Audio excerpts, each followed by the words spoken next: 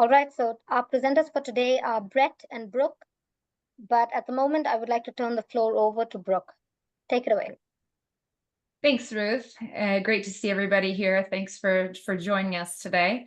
I am Brooke Fernandez. I run the main data group business unit of Meyer, and I would love to introduce Brett, who's my co-panelist today. We're going to do more of a fireside chat today, so we would like to make it more interactive, and also, let us know if you have any questions in the chat as we go along. We'll be answering those from time to time. We have some polls as well. So without further ado, Brett Herand is our managing director here at Meyer. He specializes in compensation, works with boards and management on issues of all kinds of different executive compensation issues related to performance, measurement, value creation, incentive plan design, technical advisory work with respect to tax, accounting, and SEC regulatory issues. Brett works primarily with public companies, but also across private. Many industries as well: financial, diversified services, technology, and manufacturing. And before Meyer in 2008, when he joined us, he was with Mercer for 5 years in their human capital practice. And he's got a degree in finance from the Carey School at Arizona State. And a little bit about me. I run the main data group business unit for Meyer, which is the proxy database that our consultants use and other consulting firms use to develop the insights for boards and for management. And I would also say that we also have a variety of other kinds of reporting that we do for our clients. And with that, we're going to be talking a little bit about data today. We're going to be talking about the ESG data in particular that we've developed. And we have a team in India that's manually researched that for us here. So without further ado, Brett, are you ready to go? Let's do it. Let's go. All right. So we're going to start off with just a little bit of a discussion around ESG. What are we talking about? Because we have about 70 people, maybe 80 people on the call today. Want to just kind of level set for everybody, give you a little bit of a primer on key environmental, social, and governance measures. And I believe we're going to start with our first poll right now. Is that right, Ruth? Are we ready to do the first poll?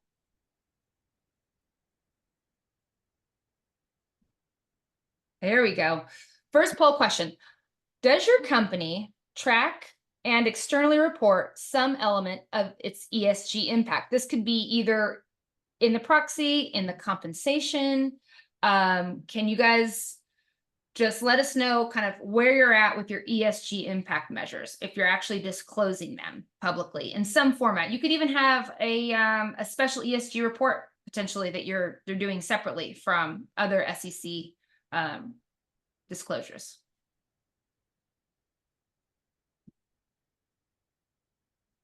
Oh, yes. So about 45%. Interesting. That's kind of lines up with the data that we see from the Russell 3000. There we We'll go. get further into that. Yeah. So as we jump forward, sorry, let me move this slides forward. Sorry, everybody.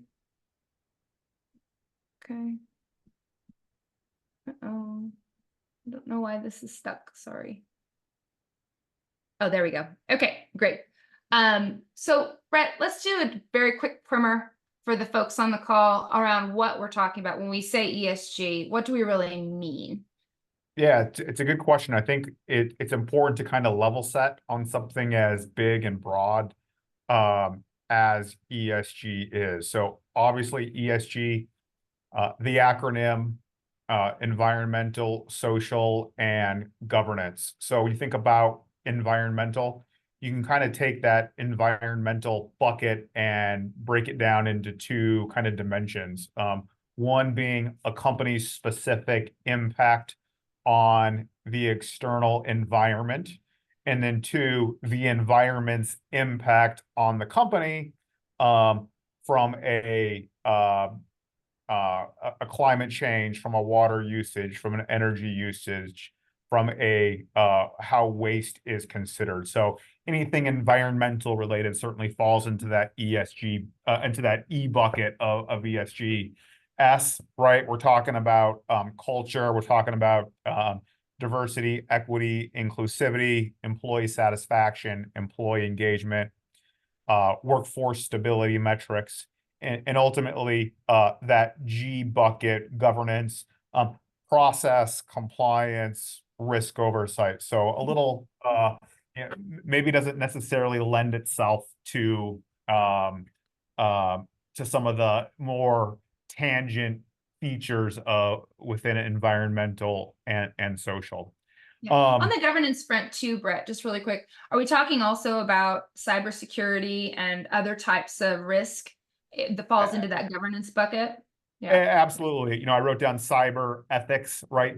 Things that you really know when you get it wrong, but trying to know when you get it right or where you need to be can be maybe a little bit more of an art versus science. right. But yeah, absolutely. Cyber certainly falls into that governance bucket.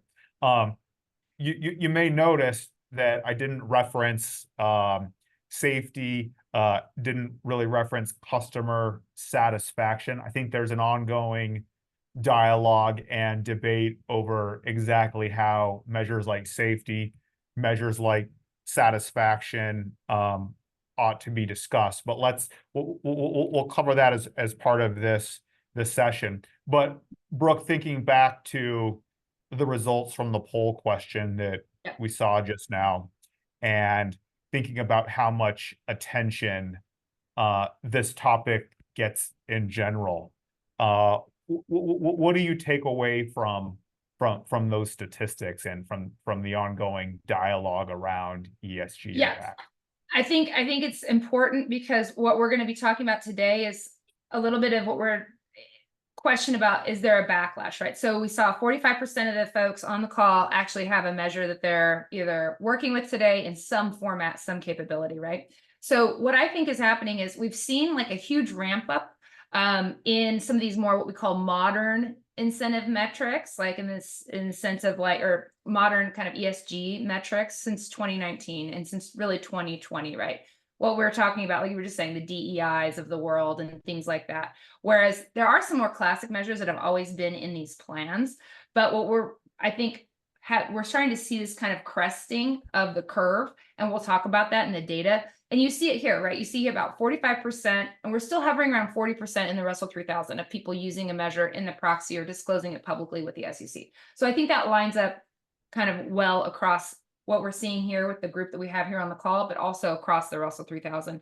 But we are going to talk about how we're seeing it crest off and tail off and why some of those things are happening, because it was very hot. It was one of these very, very popular topics, as you are well aware, and you're going to talk about kind of behind the scenes in the boardroom, what people are talking about. In the last couple of years, it was a hot topic, but this year we're starting to see a little bit more emphasis on cyber, right? And a little bit more emphasis on some of these other, maybe more G governance measures, but we haven't seen them be included in the comp plans. And we're going to get into this discussion around what does it mean when you're disclosing it more broadly versus what it means when you're putting it in your comp plan. And are those things necessary? And so I think that's what we're going to be talking about in terms of the cresting off of usage of these measures. Agreed. And, you kind of touched on this topic getting attention in the boardroom, and it's getting attention in the boardroom because investors are interested in this information, and so if investors are interested in this type of the ESG impact, the risk, the liability from these various dimensions of ESG, then it's absolutely getting attention in the boardroom. But I think it brings up an interesting question, and you talk about you mentioned this kind of adoption of ESG as an incentive compensation metric. But there's also some drawbacks to doing that. When we talk about introducing additional measures into an incentive compensation plan, you're by definition maybe crowding out some other relevant dimensions of performance. Any thoughts, reactions to that Yeah, assertion? I think kind of as we're talking about here, that's not the only way to putting it into a comp plan is not the only way to to emphasize and to demonstrate your commitment as a company to either diversity, one of the measures you've chosen. So let's just talk about, let's say you're carbon neutral by 2050. Let's say that's the measure you've chosen. There are other ways to drive that measure from a corporate standpoint and from and like you're saying, kind of signal it to investors beyond just putting it into the comp plan. And here's a couple of ways, right? We talk about, hey, you can do it through policy. You can do it through just more of a corporate focus. Beyond just a required disclosure, you can do a little bit more, either making your own ESG, report, for example.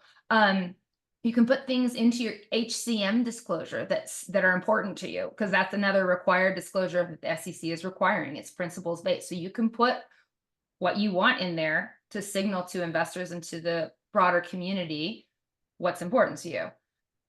All of these ways are not necessarily the comp plan. And we talked also, I would love to hear your point about the board and the oversight. There's other ways of doing this beyond just slotting it into the comp plan and calling it a day. This is actually, there's a variety of tools you have in your tool bag to use to do this. So go ahead, Brett. I would love to hear more on the board reporting front or any of these. I think you're absolutely right that just because ESG is important, you don't necessarily have to put it in a compensation plan.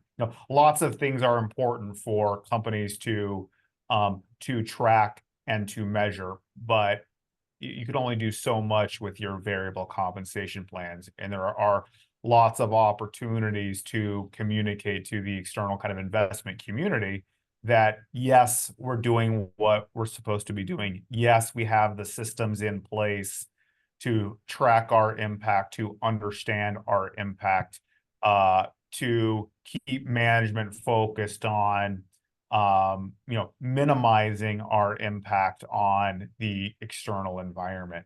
The other example I like to use on this is, I think a few years ago when you saw this rapid adoption of ESG metrics as incentive compensation metrics, that you had a lot of companies maybe haphazardly integrating ESG into the comp plan, and they probably didn't do a great job. It very much showed up as a blunt instrument. It was not thought through. I don't want to use the word quotas, but when you look at the way that some companies put certain measures into their comp plans, it felt like a quota to some people. And so there are companies that that integrated ESG into comp plans and didn't do it well.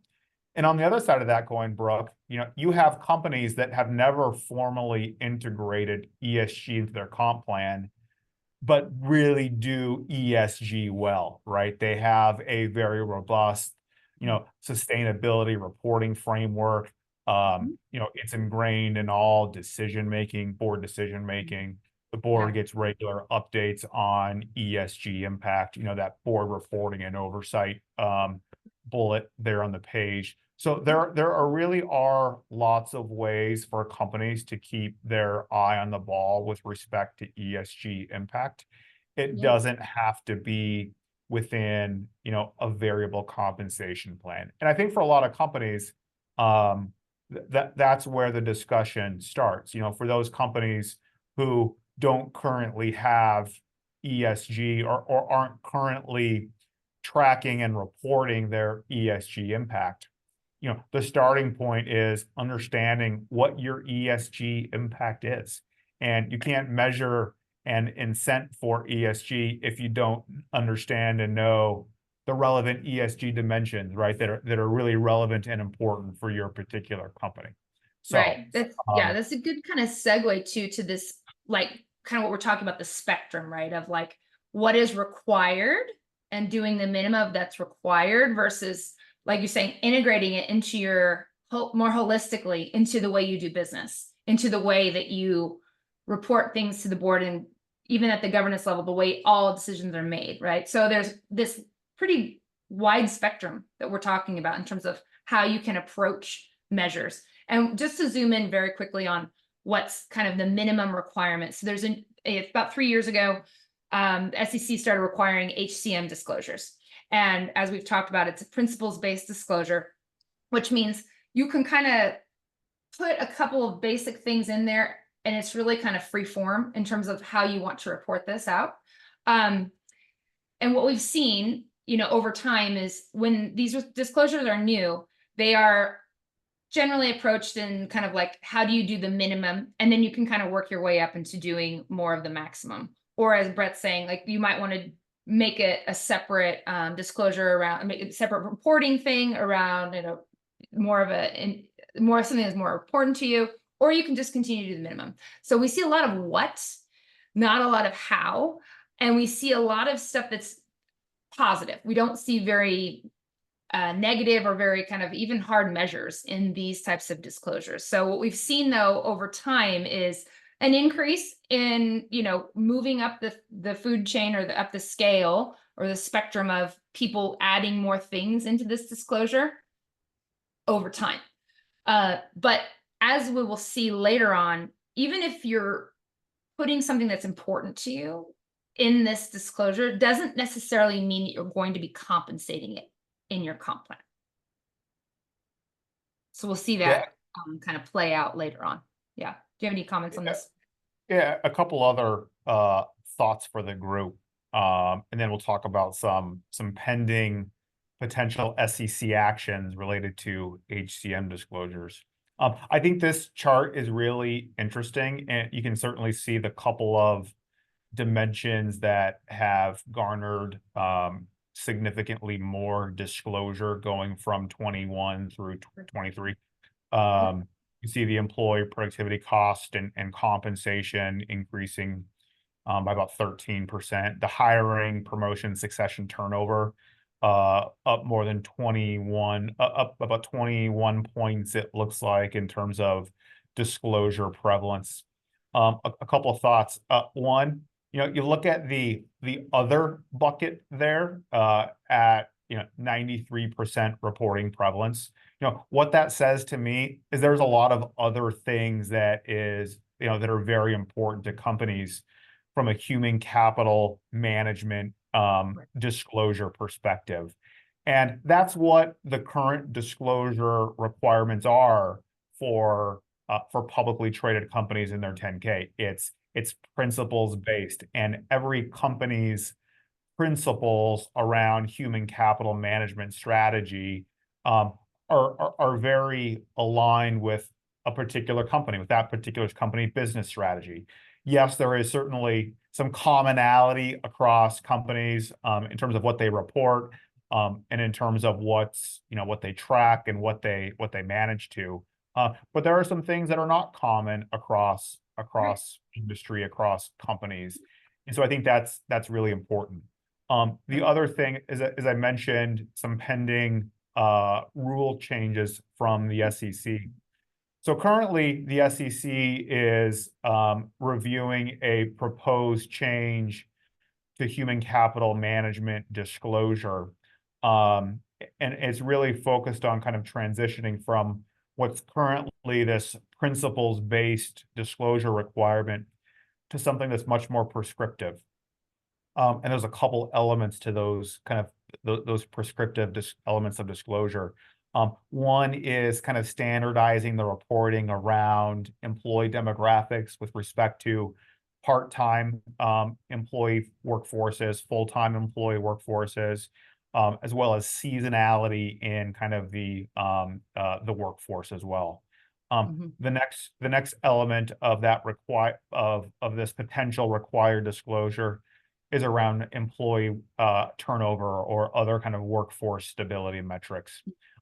That's something that, again, not every company discloses, but would be required under these pending disclosure requirements. Great. The next is kind of categorizing compensation across the enterprise within the major buckets. So how much, when you think about the aggregate compensation budget, how much is delivered through salary, how much is delivered through annual incentives, how much is delivered through long-term incentives, how much is delivered through health and welfare programs, right? That's not currently mandated disclosure within this HCM bucket, but would be under these pending rules.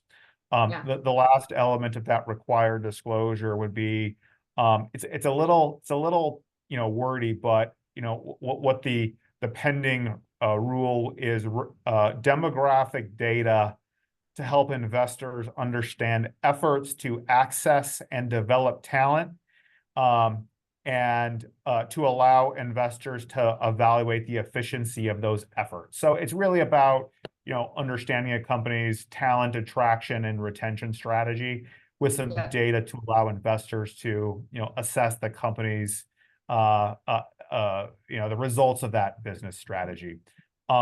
So we all thought that these new disclosure requirements were going to come out this spring and would be effective maybe for, fiscal year starting in 2025.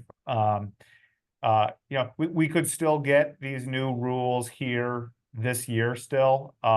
Who knows what's going on with some of the political gridlock, particularly going into the election season.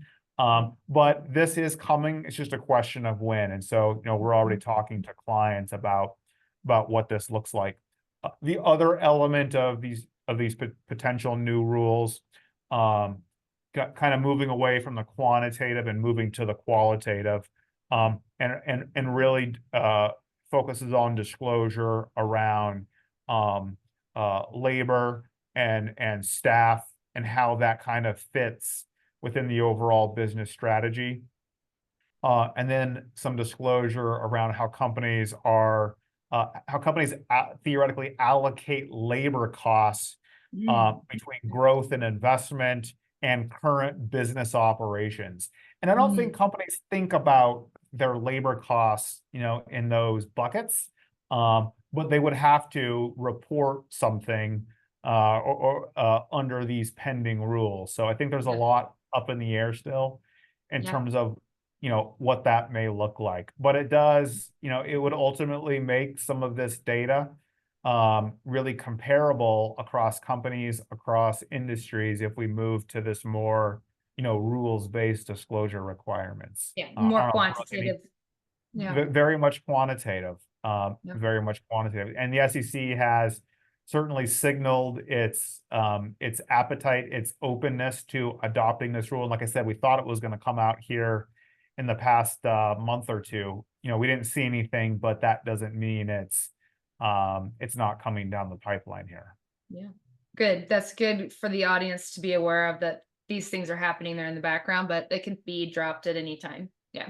Yeah, absolutely. Let's talk. You always gotta be ready. Yeah, exactly. You got to be ready. And well, most people are done with their, disclosures. The proxies are already been filed, but definitely pending for 2025, right? So regarding just on this note too of proposed, pending disclosures, we also have an environmental one that's on the docket here, and it's not, like you said, it's not as detailed. For example, like you said, a couple of years in on the HCM disclosure, this is again similar to HCM. It's going to be launched at some point here, and we have several different things that they're going to be looking for on the environmental side. For example, we're going to be looking at climate. You're going to have to start disclosing climate-related risks, the material impact on the business, how your company's managing climate-related risk, anything related to your corporate targets for climate, anything related to just generally around risk, scenario analysis, carbon pricing, transfer pricing, transition plans to carbon neutral, anything that regarding the oversight of the board in these decisions related to climate, the role of the management in assessing the risk, and also just any costs from severe weather events. These are some of the requirements that are on the docket for this new climate disclosure on the environmental side that the SEC is proposing. And go ahead. A couple quick comments. Companies have a few years. Well, get that back. Large accelerated filers. So the biggest publicly traded companies out there, they are going to have to track this and report this, starting with fiscal years starting in 2025. So all of these requirements, disclosure requirements, will show up in the 10K that gets filed in 2026 for a lot of these companies. Both some of the risk related disclosure requirements, as well as some information that will show up in the footnotes to the financials regarding some of the impacts of climate change, weather volatility, and the like. So yes, companies have some time to prepare for these mandatory disclosure requirements. I think everyone's still trying to figure out exactly how this is going to show up in the 10K here in the next few years. But it will be there at this point. I say it will be there. There is some some legislation or not legislation, some litigation, I guess is the right term, alleging the SEC does not have the authority to require these types of disclosures. So there is some litigation going on in the background, and you certainly have some groups that are arguing that these new disclosures didn't go far enough. But at this point, given what we've seen, given what's required, given what we've seen go on across the pond in Europe in terms of these types of disclosures, I think everyone should probably assume that this type of disclosure will be required here in the very near future. And there's also a potential, like you're saying, we're going into election cycle. So there's also the potential for this to get changed or modified at some level, depending on what happens next year. Okay, let's move on to the next poll. So I think we've done a good, just kind of general overview for folks on what we're talking about when we say ESG and some of the kind of things, the state of play right now. I'd like to take a temperature check too on, we asked an earlier poll about, do you have a measure at all that you're disclosing? And this is, I think, another specific poll, Ruth, around, are you actually compensating this measure? So let's see if we can pull that up. Yeah, did your company include ESG in your incentive comp? Yes, we do. No, we don't. No, but we've talked about it at the board level. Or we're not a publicly traded company, so we don't have to worry about it. I'm going to guess that we're going to get yes in maybe a quarter of the company, of the folks on the calls. Yeah, I think it's going to be under 30% too. Yeah. We have a pretty decent sample size here, about 90 people almost, so almost 100. So.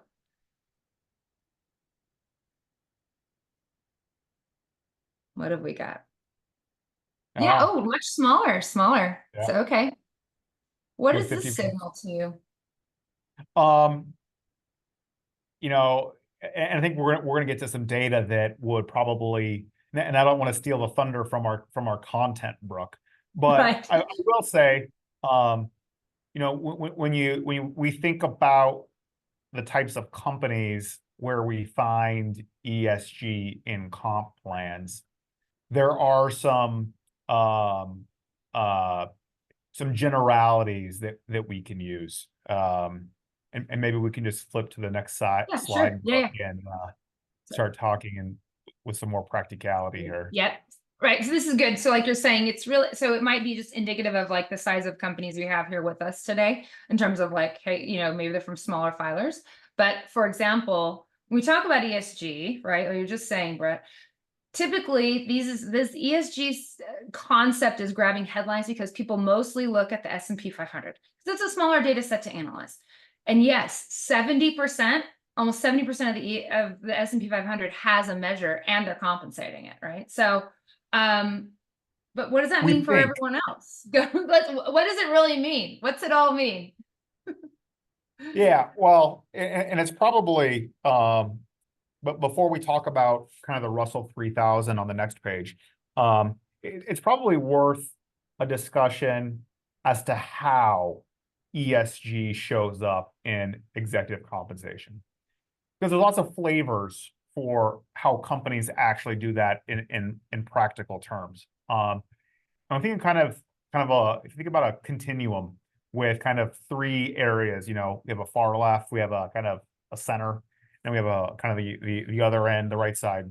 The companies that have a really formal linkage to ESG, it shows up as a weighted metric in a variable compensation plan. So think about the STI scorecard, maybe you have revenue, maybe you have earnings, maybe you have some type of return on invested capital metric, or an ROE metric, or something like that.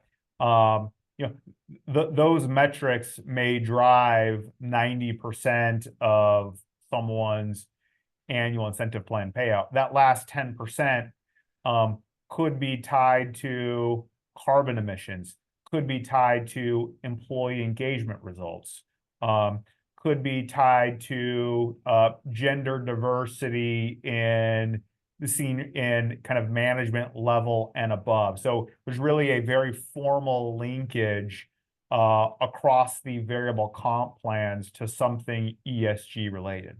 So that's kind of one end of the continuum. That middle end is where we see ESG used as kind of a qualitative metric or even a quantitative metric, but is kind of within a bucket of other strategic metrics. Right. And so going back to my prior example, that last 10% is tied to the company's achievement of certain strategic business objectives, and something ESG could show up there along with things that are not ESG related, right? Yes. New product launches, achievement of product diversification objectives, M&A integration results. There are lots of other things that could show up in that bucket of strategic measures, but there are certainly companies out there that include something ESG related on that list of strategic measures. Kind of the Yes. last way, you want to take the last one, Brooke? Yeah, sure. I think you're right. It's like, I think you're saying, like what we're saying, and I think the headline here for the audience is when you're trying to, and we'll talk about this in the context of the Russell 3000 as well in the next slide, but when you're trying to define a comp plan, and we'll also talk about the STI versus LTI, I also have some good slides on that later, but you have such a small percentage to work with, right, Brett? You have this small, because everything else is already quantitative, it's already spoken for, that is hard business measures that investors care about, that shareholders care about, that the company cares about. But you have this very narrow percentage, 10%, maybe even 5%, that's everything else. And it gets watered down. So the idea absolutely. is, so the idea is, if we're trying to signal to the market that ESG is important to us, yet we also want to compensate for it, it then becomes, because it's in this bucket of other, this 10%, and it's competing for space. Okay, now you're telling an executive or telling a CEO, all right, now instead of having 4 measures, there's now 5. But of the 5, there's 3 that are 80% of your comp plan, and there's these other 2 that are 10 and 10, and it just kind of tends to get watered down in the context of everything else you're trying to kind of move forward in the comp plan. Absolutely, you're absolutely right. And there are companies that probably in this data set, right, get credit for having ESG in their comp plan when it may exist as an individual performance consideration for a single executive. So there's lots of ways, right, that we see ESG ultimately show up in comp. And so I think, for me at least, I always take some of the data with just a little grain of salt, just because there's lots of ways. And again, I think that some of the headlines that folks see is, oh my goodness, 70% of companies have ESG in their comp plan. But when you start to peel the onion back a little bit and kind of contextualize some of that data, let's we can't put the cart before the horse on formally building and tying Yes. ESG into the variable comp plans. I think this data, does more of that. Yeah, and it's a good point, because like you're saying, when the headline is 70% have it. So, like you're saying, you go into the boardroom, and for the folks on this call, they're involved in these decisions typically, or they're getting asked by management, hey, what's our position on this? This came up in the boardroom in the last meeting. What are we doing on ESG? And the answer is, it depends on who you are, right? If you're Amazon and you're huge, you're going to do something different than the average Russell 3000 company, right? So here we have the Russell 3000. It is nowhere near 70%.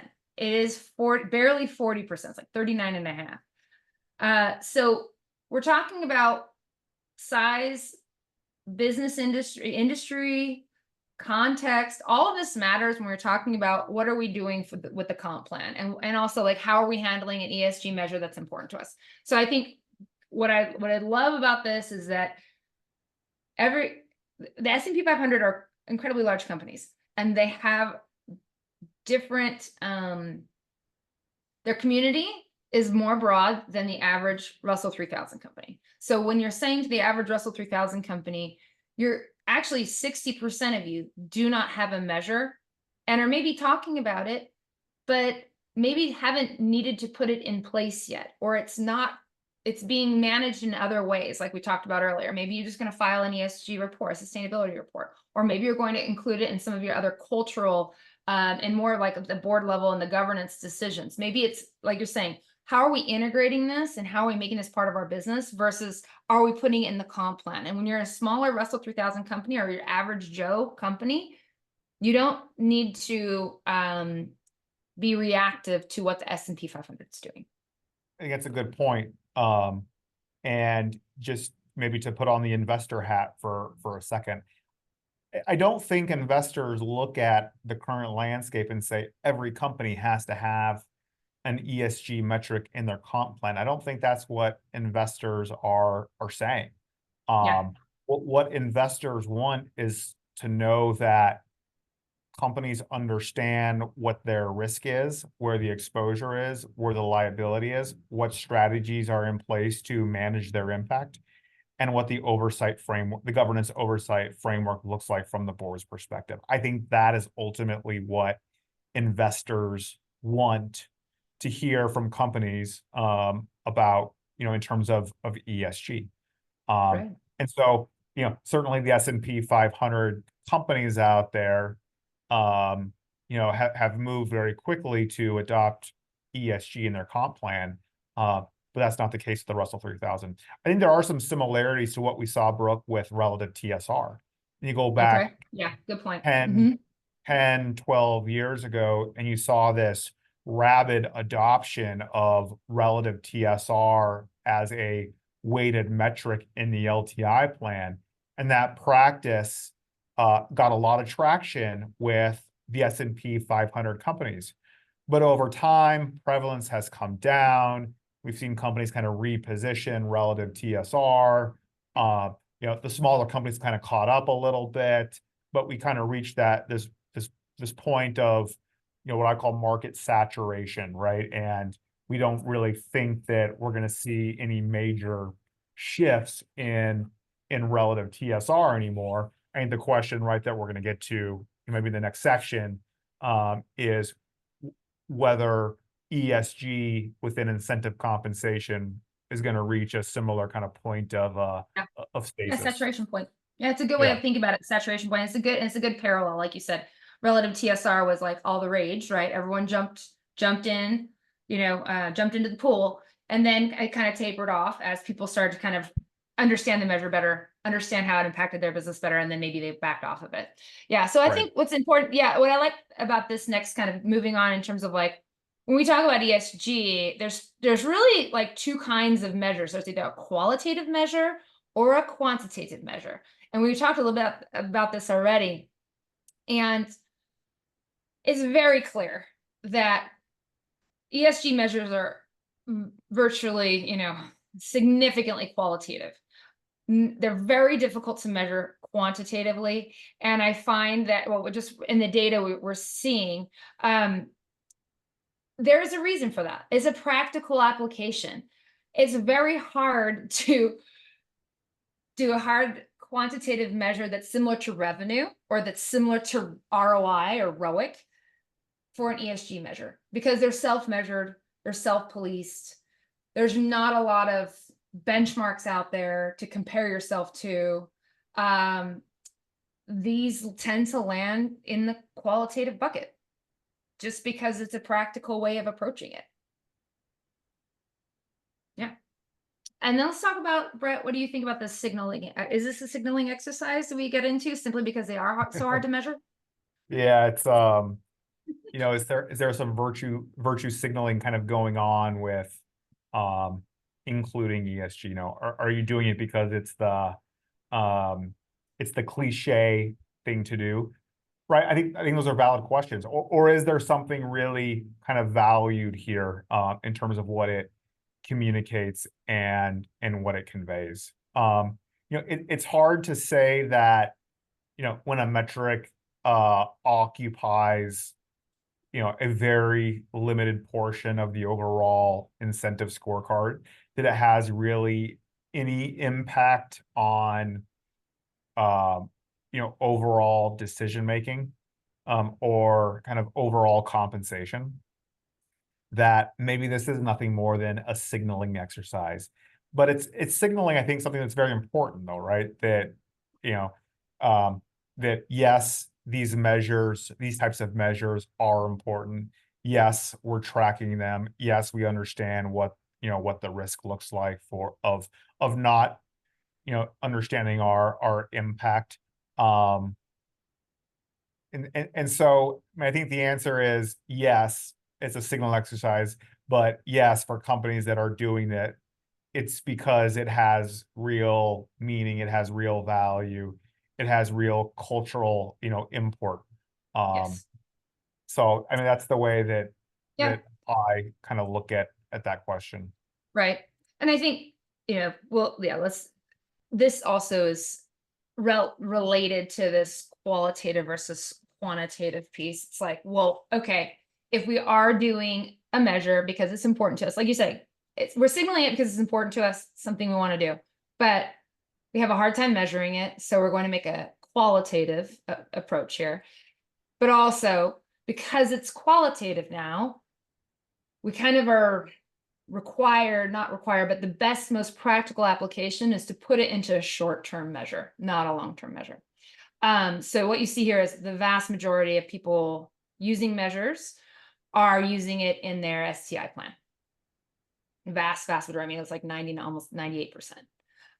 So what does that mean? That means that what's going on beneath the surface or behind the curtain is LTIs are really highly quantitative measures, and they are things like revenue, things like ROIC, things like we've already talked about that are highly quantitative and investors are measuring the core business activity on. It's very difficult to put a qualitative measure into a long-term plan. And I think that's kind of where we're landing on this one. But I would love to hear, so there is a disconnect, right? So if you say, hey, I want to be carbon neutral by 2050, doesn't that just generally signal a long-term measure? That's long-term, right? But the reality on the ground is, how do we create these milestones in the middle?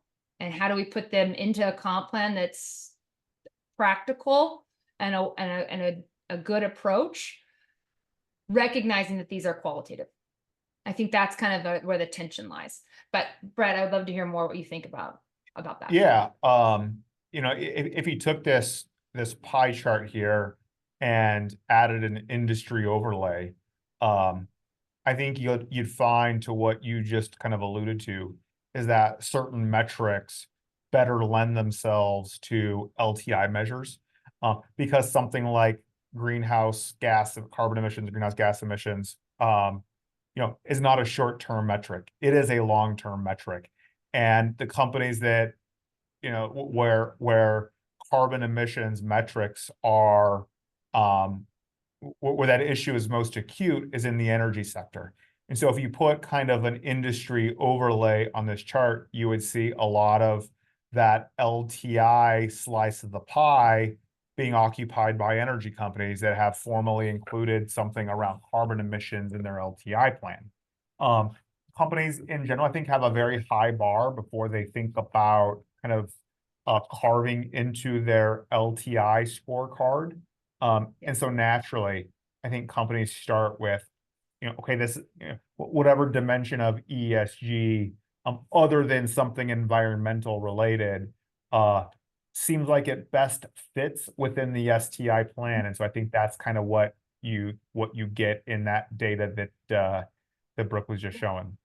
Yeah, and then also, just like you're saying, it I think these are all kind of things we have to, kind of consider as we're moving, if this is being discussed at the board level. But also, just as a kind of another kind of tie back to the HCM, like you're saying, some of these measures are, they're required to be posted in the HCM disclosure, but then you're also saying, okay, if I care about it and I'm compensating it, you see the delta here now. You see the difference between, like, what am I required to put in this disclosure, even the environmental side, if that, as that moves forward into, like you're saying, 2026 cycle, what are we going to be seeing with the disclosure, the requirement of the disclosure versus the gap, and whether it's being included in a comp plan? I think, like you're saying, there's just this and like you're saying, even with the LTI, it's like, how do we kind of signal that this is important? How do we put it where it needs to be, but yet also kind of create these middle milestones, knowing that some of these are very long-term goals, even HCM goals, some of these take years to move. Absolutely. And you want to be sure that you're moving them the right way too. Right. I'm looking at some of the height of some of these bars here on the tab, Brooke, and I'm looking at kind of the DEI as well as the employee safety, and how much of that bar the comp plan occupies. And what this data also says is that the companies that include DEI in their human capital management disclosure are more likely to include DEI in their comp plan. Right. Same thing for employee safety. A lot of companies that are talking about the importance of employee safety in their human capital management disclosure are more likely to include employee safety within their comp plan. And just a quick note about, employee safety. I earlier kind of alluded to the ongoing dialogue within, I think within a lot of the comp consulting firms, and not just consulting firms, but, within an industry, whether employee safety is an ESG metric. Employee safety has been around for a long time, particularly in industrial companies. Is it an environmental metric? No. Is it a social metric? No. Is it I would make an argument that employee safety in many companies is probably more of a process governance metric, or it deserves its own separate bucket. And I think, in fact, when I show clients data around prevalence of ESG and comp plans, many times we will take that employee safety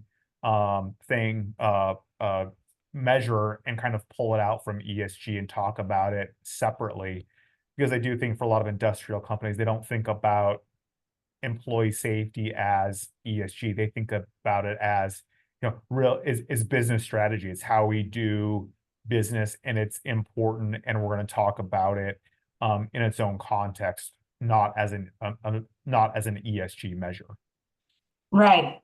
So there has been some kind of tapering off, right? In terms of, like, I think we don't say a backlash necessarily, but maybe, there seems to be, like, it's a good kind of transition. Like you're saying, when you talk about safety, and if this is important to us, if we're a company that values safety, we've always valued safety, right? So it's kind of like we're kind of in this pendulum swing of, like, we're talking about, for example, other newer measures like DEI, carbon neutrality. These things are maybe relatively new, but they're starting to kind of we either jumped on the bandwagon because we want to signal that they're important to us, but now we maybe need to rethink kind of our approach, whether it needs to be compensated or not, or does it need to be living in another area outside of the comp plan? So it's a question of, as we're getting more mature with these measures, as we're getting more, you know, visibility into what other people are doing with their plans, does it make sense for our business? But in the context of also, there's been a lot of rulings, either legally or, you know, at the state level, that have said, you know, we're going to kind of take a step back. So that kind of also matters at the board level and is influencing what we're going to do with the ESG measures we have been considering, or where they live today. Yeah. Yeah, I think I'm going to introduce a new term on the call and call it green hushing. Yeah. And it's not my original term, but I think it is fairly new. And it's I think what we're seeing in terms of talking to clients is, you know, given some of the scrutiny on ESG and what you see here on the page, are companies going to move away from ESG, you know, within comp plans or just more generally? And I think what we're seeing is the answer to that is no, they're not going to move away from ESG. They may not just talk about it in the same way as they have historically. Right. And so that's green hushing. I think that's you know, a few years ago there was a question that was asked provocatively, right? Has ESG become a poisoned term? And I think what BlackRock said is, you know, we're not going to talk about ESG.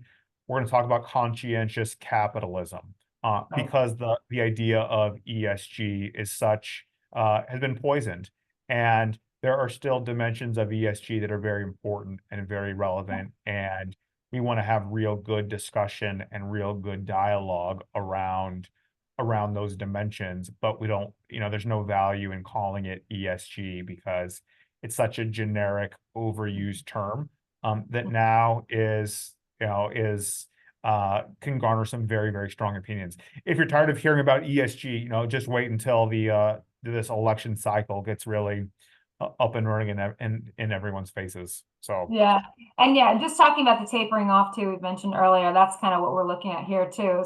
We looked at some early filers just to see kind of, are ESG measures growing? Are we seeing the growth that we've seen in the past, right? You know, there was year-over-year growth significantly between 2020, 2021, and 22. But now we're starting to see some tapering. It's still hovering around 40% from the early filer data. So we think this, like you're saying, kind of the ESG itself is kind of going through a transition where people are starting to say, hey, this is important to me, but I'm going to talk about it in the context of my business. And I'm going to kind of make it more of our operational, how we make decisions up and down the food chain versus we're just adding it to get credit for it, right? check the box. Checking the box. So let's do one final poll. Ruth, can we do our final poll? I know we're kind of getting close on time here, but I want to see like what other folks think.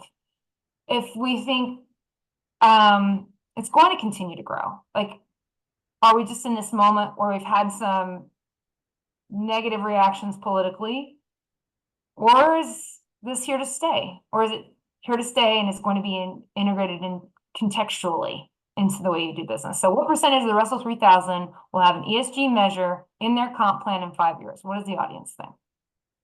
You think it's going to be flat? You think it's going to be out or going up? What do you think, Brett? You know, I have my vote. I don't want to influence any of our participants here today. We'll wait. Just wait 30 more seconds for the. I will say that when thinking back to the relative TSR discussion, we got to the point where relative TSR had about close to 60% prevalence across the S&P 500, but the relative adoption among the broader Russell 3000 was maybe like a third. So I think you can kind of take that relative relationship and apply it to this.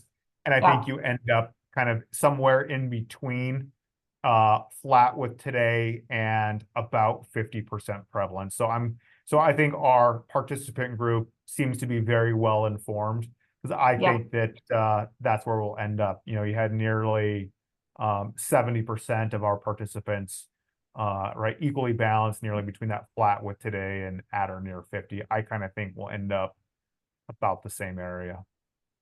Great. Yeah, I think they're well informed as well, so that's great. I think so. I would love to just kind of open up for Q&A. We didn't get much activity in the chat. Jessica, I don't think we got any questions. Did we get any questions? And maybe now is the time if we'd like to open it up, or if you have questions, please put them in the chat. Anything from you, Jessica? We do have one here, Brooke. We have a question that says, what specific companies have detailed disclosure regarding ESGs? So this person was curious about looking up their ESG disclosure specifically.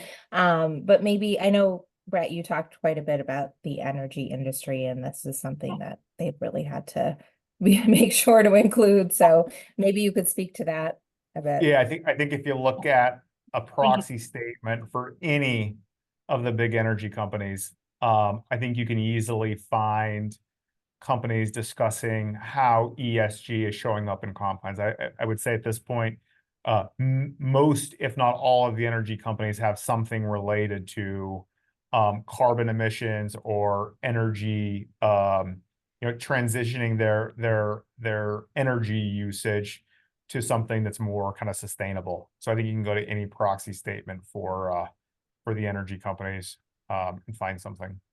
Great. We have one more good question. Go ahead, Jessica. Yeah. Yeah, we do. So another question we had was, what types of measurements are you seeing for DEI beyond counts? I'll let you chime in on this as well, Brooke, but one of the things that I see is something like female representation at the manager level and above. So it's not a count, it's a percentage.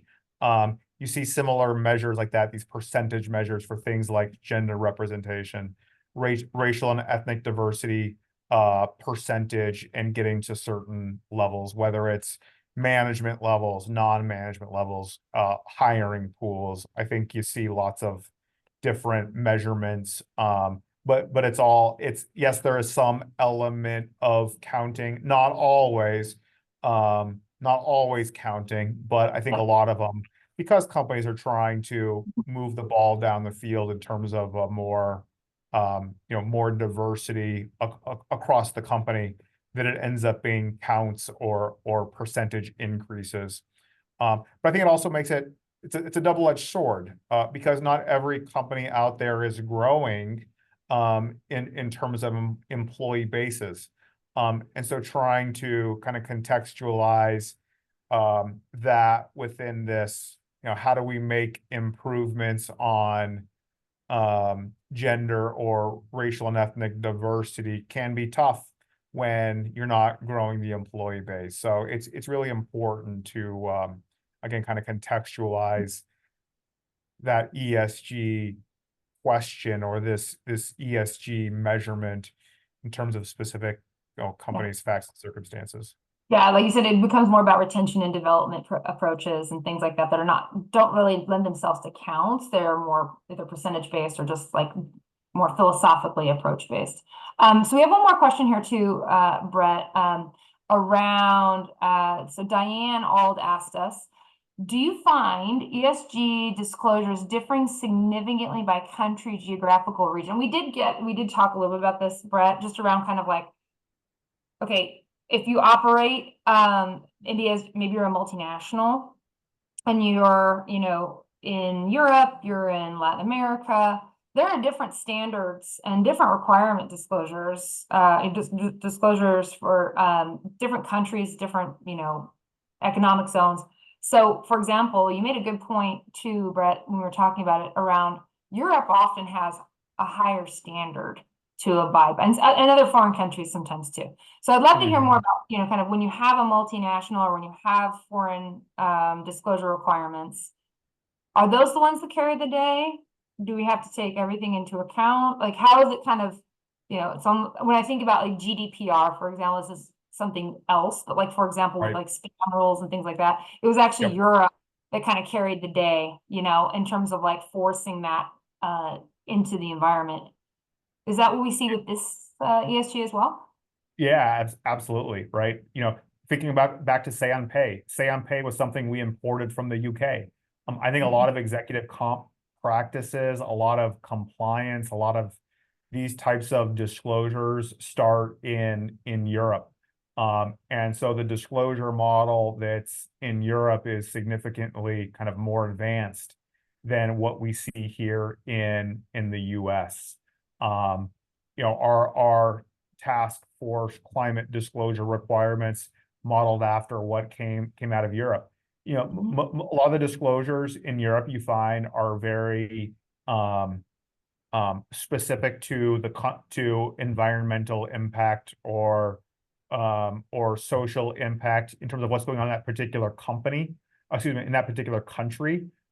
Whereas I think what exists for US based companies is really the global ESG impact. So you know, the US model is not the impact on the US, it is the company's impact globally versus what you see in Europe. It's really focused on what's happening in a particular country and disclosing that impact on a country specific basis. So yes, the disclosures and the disclosure requirements in the US, I would say, are very different from what you find in other jurisdictions. Okay. That's great. Thank you for that. We're about 5 minutes over. Is there anything else you want to leave the audience with? I believe we've had some good questions, some good discussion here. Any final thoughts on what you're hearing, maybe like on the ground, maybe 30 seconds on what's going on in the boardroom? Because you were just in the boardroom, I think, yesterday. So yeah, I was.